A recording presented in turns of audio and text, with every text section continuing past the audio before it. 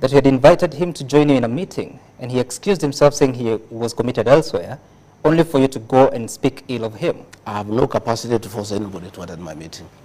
Meetings are voluntary. My meetings are very well attended because I have a huge following. Any clever politician would attend my meeting.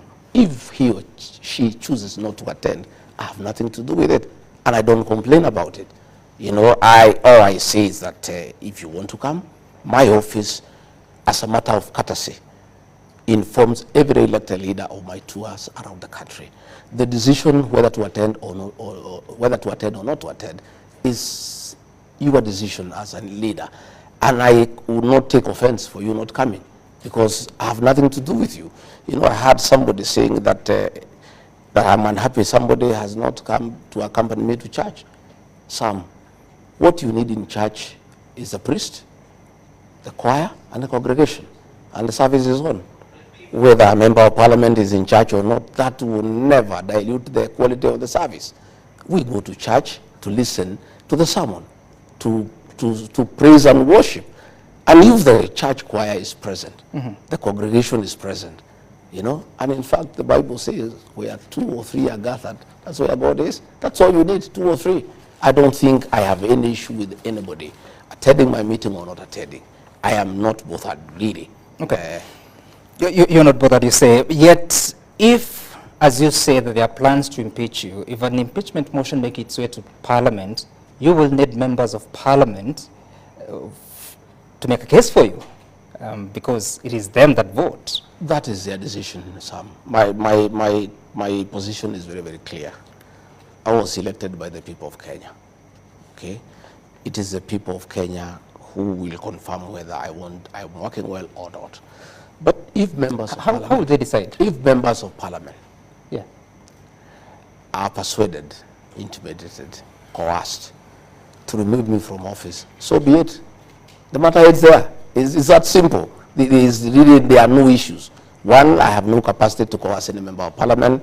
I have no capacity to intimidate any member of Parliament. I have no money to bribe any member of Parliament.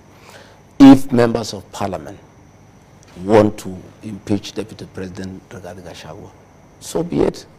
If they have issues with him that are constitutional, that meets the threshold, and they want to go ahead and send him home for whatever crimes he has committed, there's nothing Gachagua can do about it. That is their purview.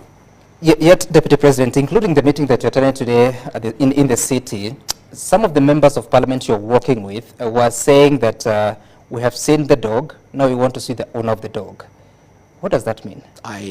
You can ask the ones who made those It has been repeated in several meetings that you attend. I did not make those statements.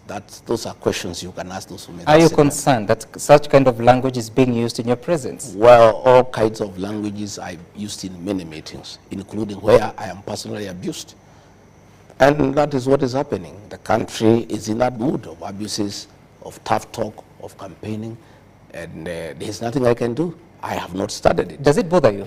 It bothers me a lot. So what are you going to do about it? Well, it's up to our boss to decide what should be done, because he is our party leader. He can call a PG and bring down the political temperatures, tell the members of Parliament to stop attacking each other, ask those who accompany him who abuse the Deputy President to stop, because if he told them to stop, they'll stop. Ask them to stop these night meetings. If he told them to stop, they'll stop. By your boss, you mean the President? Yeah. If he did, they'll stop. It's really him to provide leadership so that the country can go back to work. We have many challenges as a country. We have promises that we give to the people of Kenya. We have stored projects that needs to be completed. We have pending bills over 900 billion that we need to pay. We have housing program. We have health issues.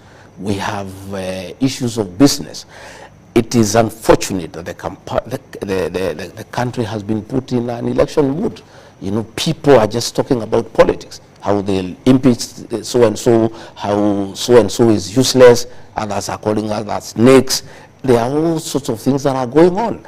It's really upon the President of the Republic of Kenya, who is also our party leader, to put his house in order. What responsibility do you take for what's going on? Well, I have no responsibility, because my team answers to what is going on.